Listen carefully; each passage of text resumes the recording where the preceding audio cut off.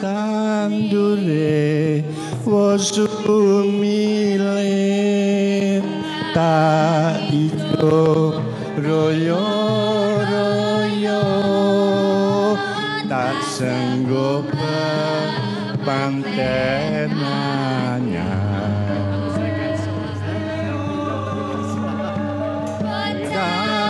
tangan penekno blimbing kuwi lunyulu nyupenekno kanggo masuk dodotira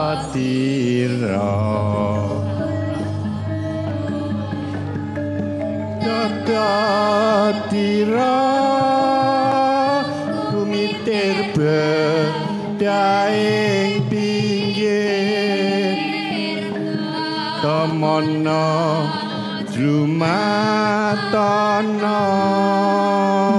kanggo sibo mengko sore dong gede rembulane bumpung jembar kalangane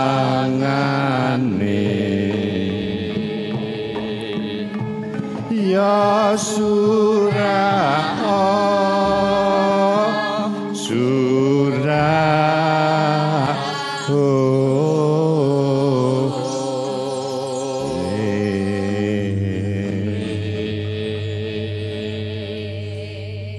Selamat malam para pirsawan Jogja TV dan para hadirin yang saya hormati. Salam Indonesia. Malam ini Jogja Semesta seri ke-66 akan membahas topik yang aktual yang berhubungan dengan pemilu kemarin ya. Pada pra pemilu lalu yang menjadi trendsetter berita adalah Jokowi Effect. Pada pasca pemilu muncul kemudian terdengar ikon baru, Prabowo Effect, Mahfud Effect, bahkan Roma Effect.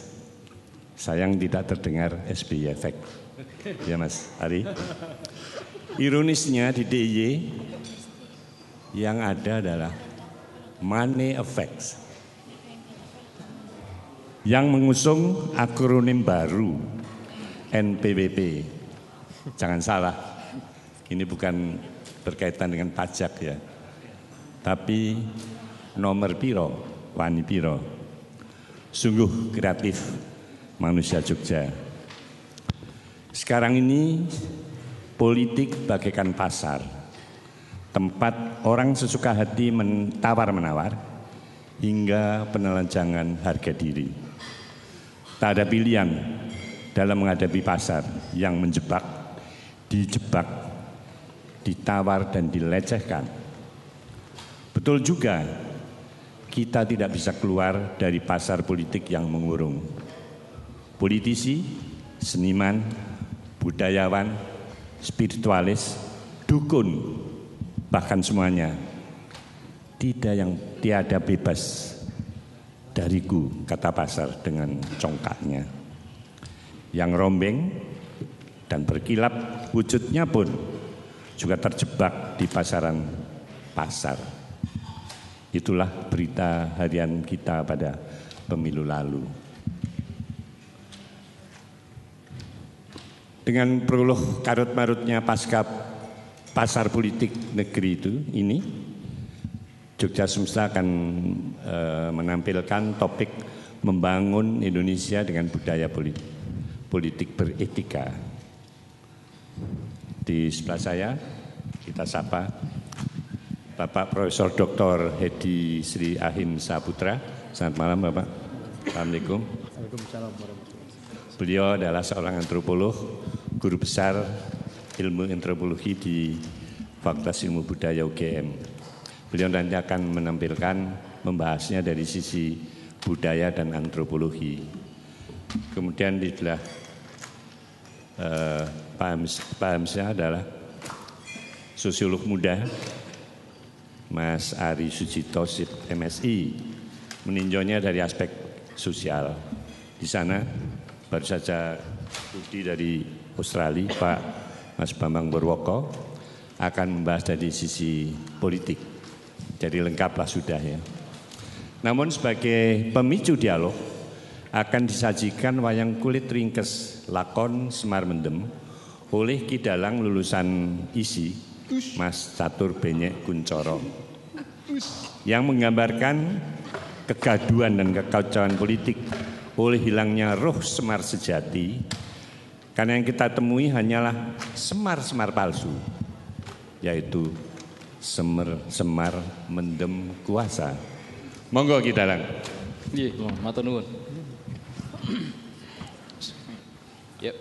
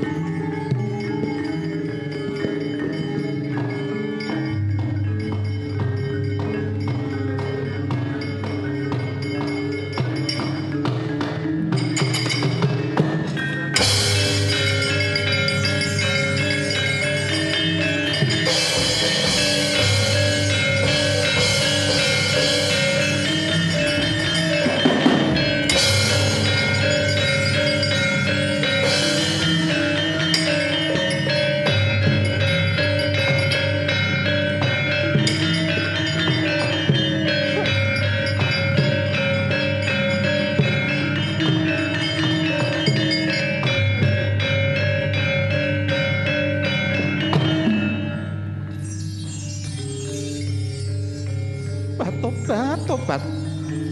Lae. Anak-anakku para Baju Barat. Aku ibumu Sang Pandya Bathari Durga. Aku krungu kabar menawa dina iki Semar Badranaya ya pamomong sejati murca saka negara Ngamarta. Mula kang saka iku ponak-anakku Baju Barat. Nadyan to blegeri Semar mono mung gedibal kere 17.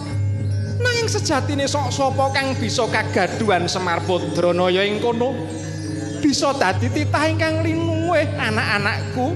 Tobat. Mula kang saka kuwi ayo aja padha mbok kendhoni nggonmu dandan kepara malah kenceng ana. Golek ana menyang ngendi dununging Semar Badranaya ya Baju Barat.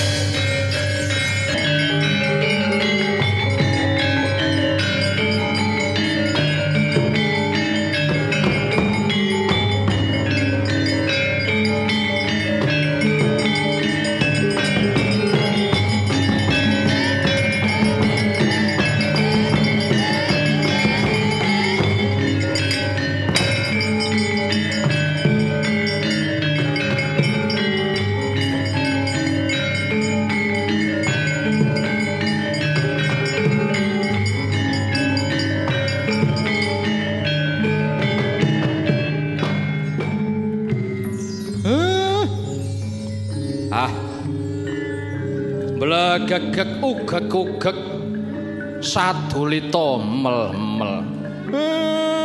Bathari Durga. Kok kowe ngubal-ubal demit? Lah kok jim setan priprayangan mbok ubal-ubal saka nggondo lumayit ku arep nendi? Ya ampun Kakang Semar, Kakang Semar. Panjenengan menika kula upadi lho Kakang. Kula sareng sampeyan meniku tambah tua kok tambah ganteng to Kakang. Aja kaya ngono Durga. Aja kaya ngono. Dasar kowe widodari penggoda wiyaga. Senengane merajuk. Aku merasa sangat kotor.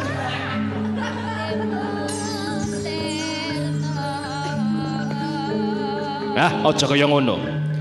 Kowe arep nendi Durga? Inggih Kakang Semar. Yektasipun anggen kula kedarang-darang sarta mbidalaken para baju barat menika mboten sanes badhe matosi panjenengan lho Kakang Semar. Lah nek wis ketemu arep ngopo? Nek kowe wis ketemu aku terus arep ngopo? Inggih kula manut. Kula badhe pun menapak-menapakaken manut lho Kakang Semar. Kula sampun pasrah jiwa raga Kakang. Ora nyenggol-nyenggol weteng kok ngono kuwi. Aku ki wong lanang normal. Mengko ndak salah kedaden. Karepmu kepiye? Kowe goleki aku eneng apa? Inggih. Kakang Semar. Dinten menika sauger Kakang Semar kersa momong anak-anak kula baju barat. Kula ikhlas menapa ingkang dipun suwun Kakang Semar badhe kula pinangkani Kakang. Hah? Karepmu aku mbok kon momong anak-anakmu baju barat ngono? Inggih Kakang. Yo, aku saguh. Aku saguh. Mula bukane pancen aku wis jeleh ngetutke ndara-ndaraku Pandhawa. Seprana-seprene aku mung didadekke batur dikongkon ngalor ngidul. Sawetara sing dadi juragan lungguh dampar kendangan dengkul. Mula kang saka iku, mula dina iki aku oncat saka negara Ngamarta. Nah, Durga, tiwas kebeneran. Lungaku sejatine bakal golek ruang sing gelem ewang-ewang. Tegese gelem sabiyantu karo aku. Cara tembunge saiki koalisi antarane Betari Durga sak wadyabalane lan Semar Badranaya. Piye gelem apa ora? Merga ngopo? Merga dina iki Ngamarta iku ibarat tumpeng lan gudangane. Yen wis rampung didongani terus dienggo bancaan bareng-bareng. Lah inggih Kakang. Kula namung nderek mawon Kakang. Nanging menawi kelampan Pandhawa saged katlikung, kula nyuwun supados ing benjing dados mangsanipun anak-anak kula baju barat Kakang. Iya, ora apa-apa, ora apa-apa. Wis, ayo Gaki. Saiki mangkat sewang-sewangan laku. Ning kowe mampira Ngastina. Kowe mampira Ngastina merga Ngastina kuwi cacahe akeh. Goleka pendukung sing suarane akeh supaya Kurawa uga gelem ewang-ewang karo Semar. Lajeng caranipun kados pundi Kakang Semar anggen kula badhe mbujuk para sata Kurawa? Saking gampange. Kurawa lan Pandhawa ki ubu para nganggo perkara kapercayan utawa nganggo perkara agama. Wis mesti gampang ngurupe. Mengko yen Kurawa wis ngurup, weneh ana seragam lan gendera sing padha banjur kongkonen gawe geger ning laladan Ngamarta. Wis mesti dadine. Ning Durga, tak jaluk kowe aja nganggo sandangan kadewatan. Ayo, kowe salina wujud dadiya Semar Durga. Inggih mboten langkung ngestuaken dawuh Kakang Semar.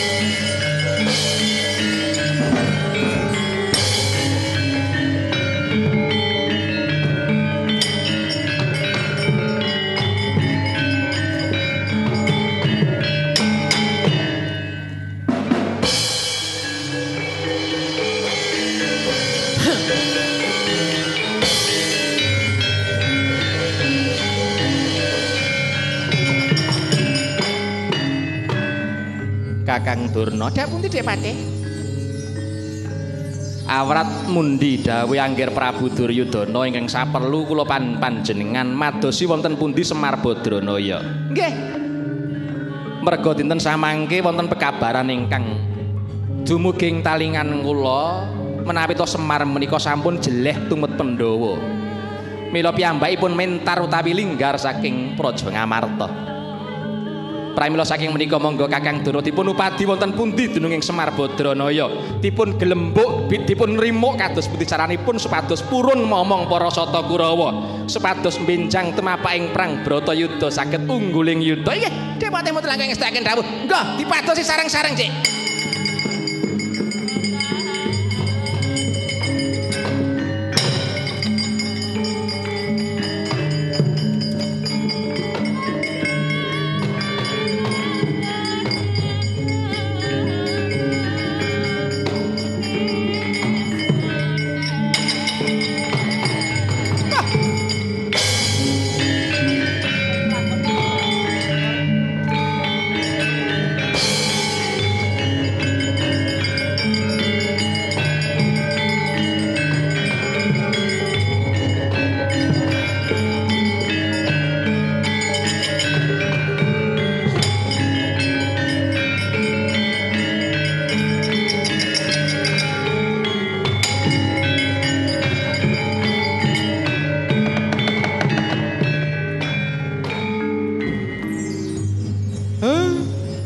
Titis jais padha nitis nutulutis.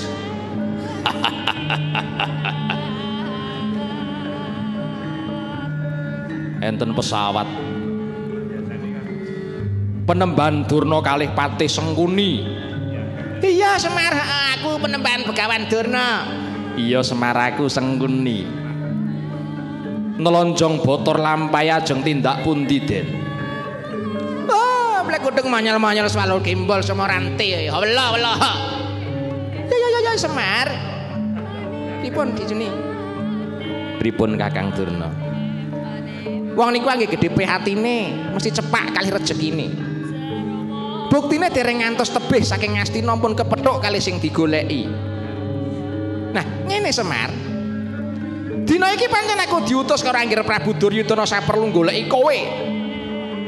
Mergo ning pekabaran menawa kowe linggar saka Ngamarta utawa murca saka Ngamarta. Iya Semar, bener. Dina iki yen pancen kowe ora betah melu Pandhawa, Ngastina terbuka lebar kanggo awakmu.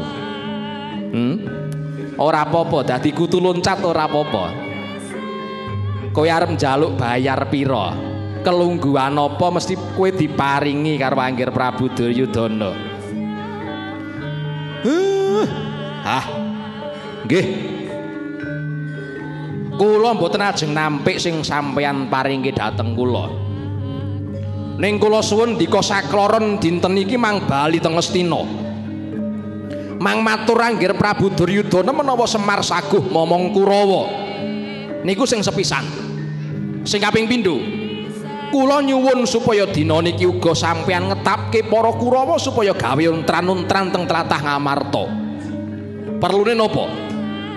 Perlune karben kawula Ngamarta luntur kapercayane kalih Ratu Gustine. Mergo Ratu Gustine ora bisa menehi rasa tentrem sartaning rasa aman. Nah, mangke nek pun kaya ngoten kula tak sing etok-etok gawe lereming swasana. Paham? Maksud? Ya Semar. Yen ngono aja nganti kesuwen. Aku sak kloren njaluk pamit. Nggih. Ingkang atos-atos, ngantos kepanggih wonten ing negari Ngamarta. Nggih. Penemban Durna. Ya Semar sing ati-ati ya Semar.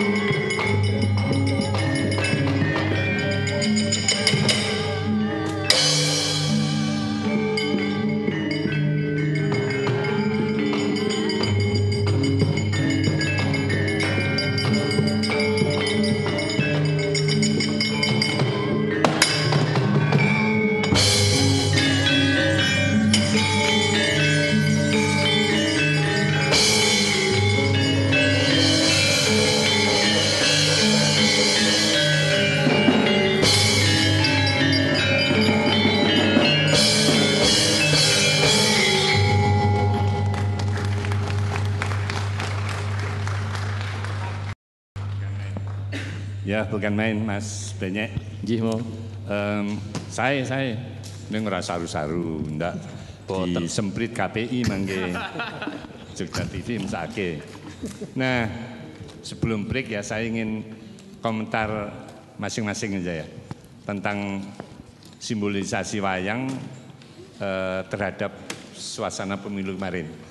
Pendek-pendek semua, lalu kita break karena ada iklan sebentar ya. Silakan, Mas Edi.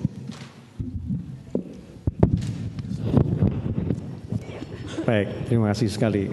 Senang sekali saya melihat ini tadi pendek tetapi padat dan banyak hal yang baru tokoh-tokohnya ini.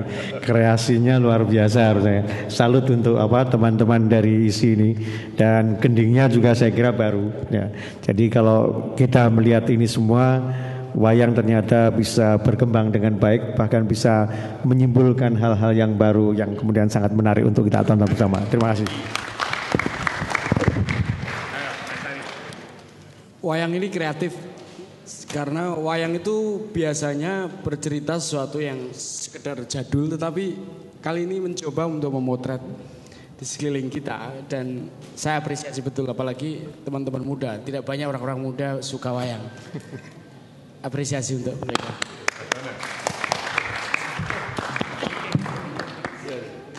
Saya menemukan saya melihat ada simbol-simbol yang menarik dipentaskan oleh Pak Dalang dan itu memang menggambarkan situasi saat ini. Banyak muncul siluman-siluman, tetapi juga ada ya yang terakhir tadi kan. Kalau Mas Bambang bukan leadership. Dealership-nya. Jadi dealership. Ya kira-kira begitu ya. Jadi kalau ada bisik-bisik saya kira di saat-saat akhir tadi dan itu saya kira menggambarkan situasi saat ini ya. Lobi sana, lobi sini gitu tadi. Peluk-pelukan tapi nggak tahu bener lahir batin atau enggak, kira-kira begitu. Baik, tepuk tangan untuk Mas Bambang. Kita break sejenak karena ada yang mau lewat.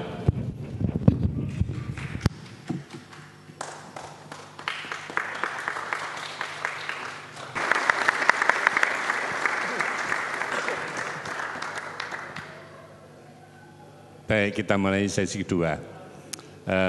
Talk show saja, Mas Saidi, pegang mic saja supaya gampang gitu.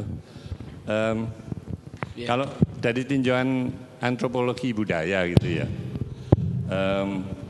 filsuf mengibaratkan politisi itu merpati, tapi kalau kita meminjam istilahnya Profesor Saitapi, politikus, jadi membedakan antara politisi dan politikus kayak membayangkan karakter ular. Bagaimana asal-usul filosofi itu dari antropologi?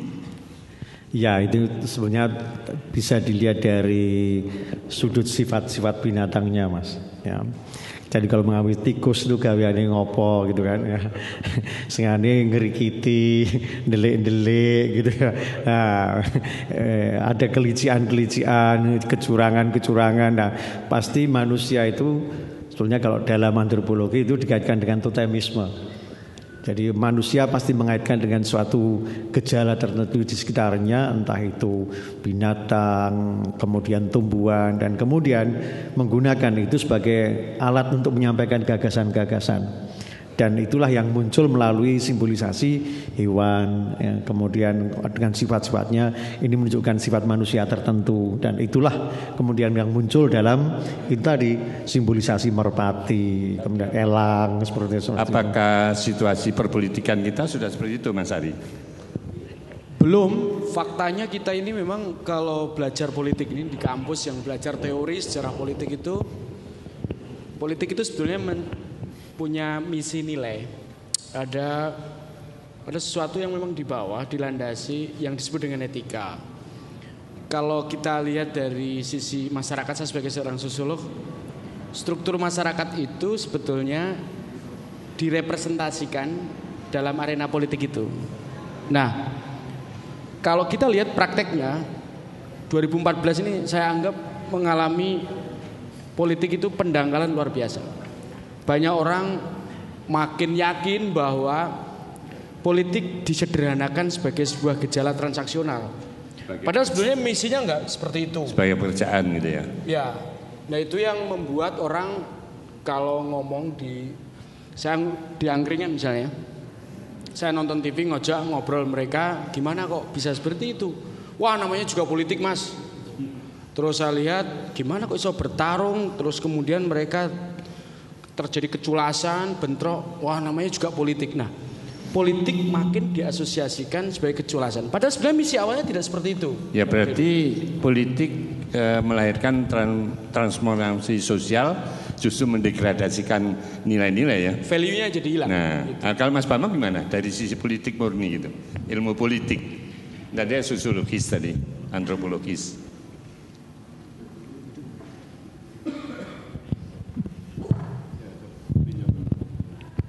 Ya, jadi yang terjadi saat ini sebenarnya kondisi inkompatibilitas, kondisi yang tidak kompatibel antara sistem politik modern yang kita anut saat ini dengan perilaku masyarakat, termasuk perilaku kita yang cenderung tradisional, sehingga kemudian terjadi kekacauan. Yang tadi ada transaksional dan lain-lain, itu karena inkompatibilitas ini, ya, sesuatu yang tidak kompatibel. Saya seminggu terakhir ini menerima curhat dari para anggota Dewan Provinsi seminggu yang lalu, dan Sleman kemarin persis, mereka mengatakan 2014 adalah demokrasi yang paling mahal sepanjang perjalanan sejarah mereka sebagai politisi. Karena terjadi inflasi, tetapi juga karena sekarang kalau dulu elit itu memanipulasi politik dengan mulai menawar-nawarkan, membagi-bagi, sekarang itu masyarakat yang meminta. Bahkan saya mengutip seorang anggota Dewan Provinsi, bapak-bapak kepala SKPD yang hadir tanggal 7 April yang lalu, mengatakan bahwa pranata sosial kita, misalnya kelembagaan RT RW yang seharusnya berfungsi sebagai infrastruktur sosial, justru sudah berubah menjadi broker-broker politik. Masuk ke wilayah RT bayar, mau berani bayar berapa puluh juta. Masuk ke wilayah RW berapa ratus juta. Ibu-ibu PKK, oke, kami memilih tapi beri bantuan kami simpan pinjam. Kelompok tani beli bantuan kami bibit dan seterusnya.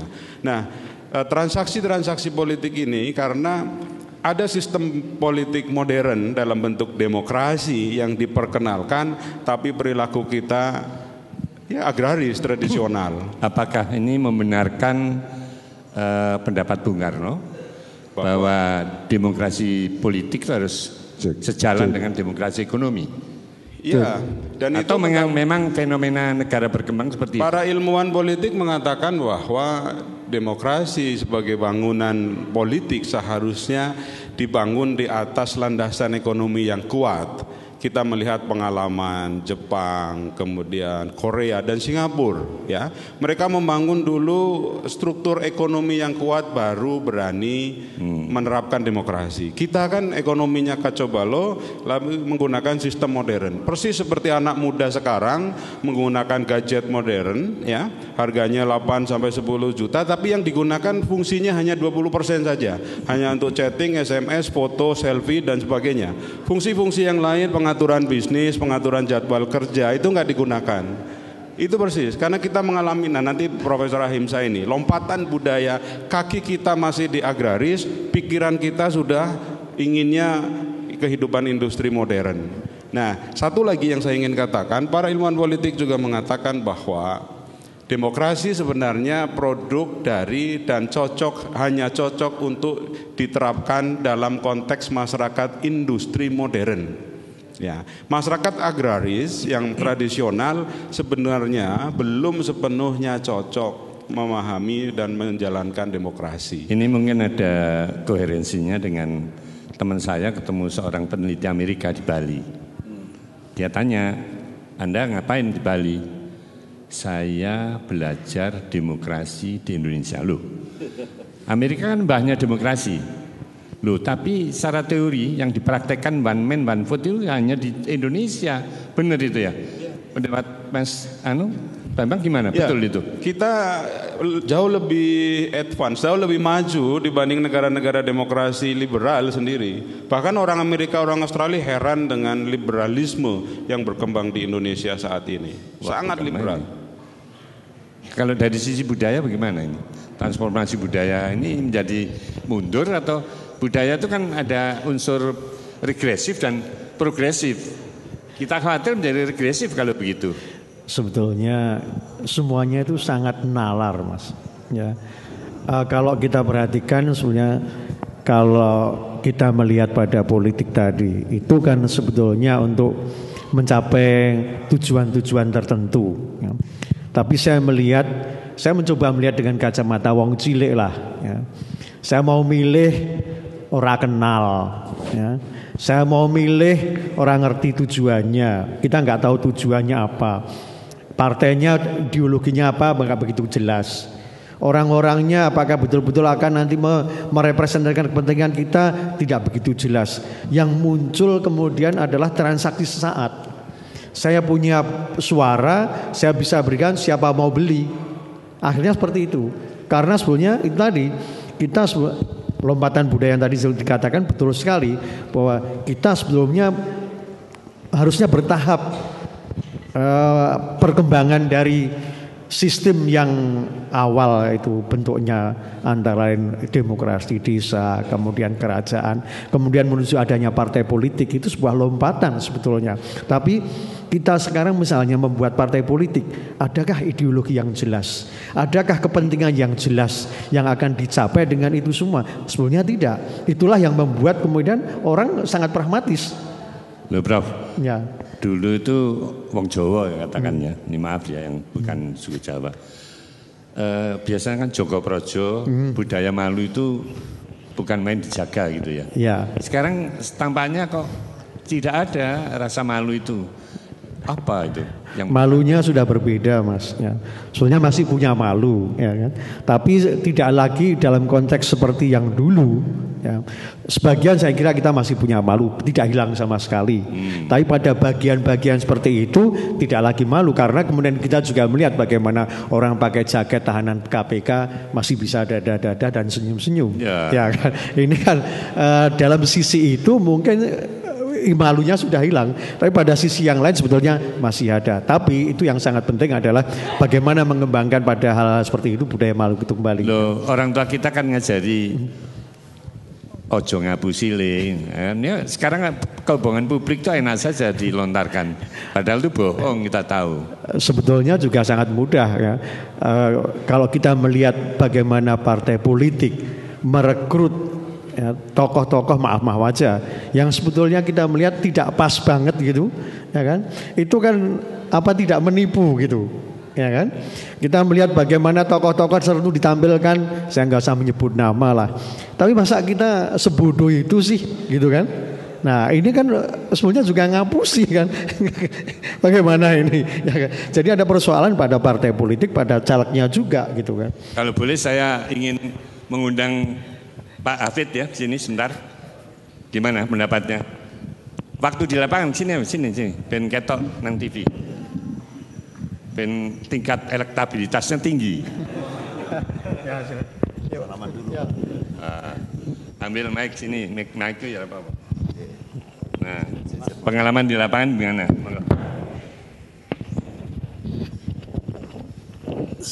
Assalamualaikum warahmatullahi wabarakatuh. Terima kasih, selamat malam.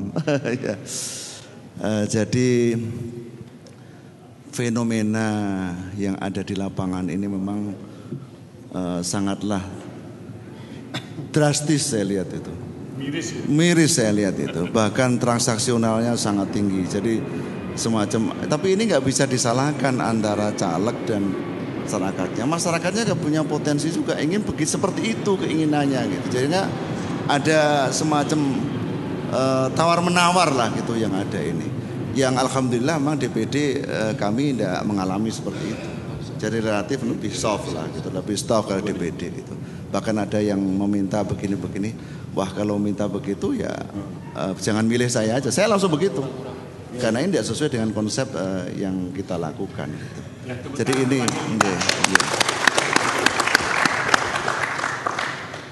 proses yang ada pernah disampaikan para guru besar kita tadi itu, ya itulah Indonesia.